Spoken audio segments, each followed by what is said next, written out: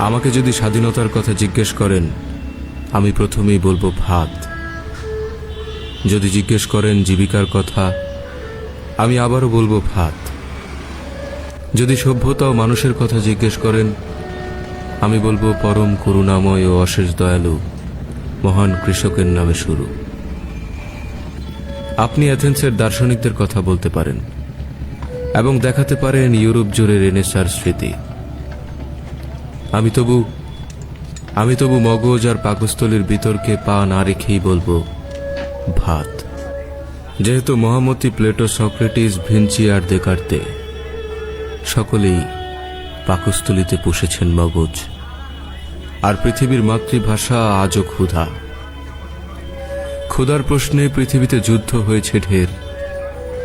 বুলেটের ভারে কোনোদিনও মেটেনি পেটের জ্বালা।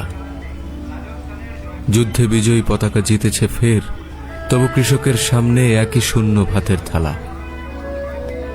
অতএব যতদিন ভাত দিতে পারছেন না, কিসের স্বাধীনতা, কিসের জিন্দাবাদ, ততদিন আমার সকল চিৎকার হবে ভাত। ততদিন আমার সিনেমার নাম হবে ভাত দে হারামজাদা। ততদিন আমার কবিতার নাম হবে ভাতের ভূগোল। এস.এম. সুলতান ততদিন আঁকবেন পরিপুষ্ট ভাতের ছবি। তৃতীয় বিশ্বের জনপদে জ্বালানির বড় অভাব। দরিদ্র চুলোয় কিছু লাকড়ির খরচ বেঁচে যাবে।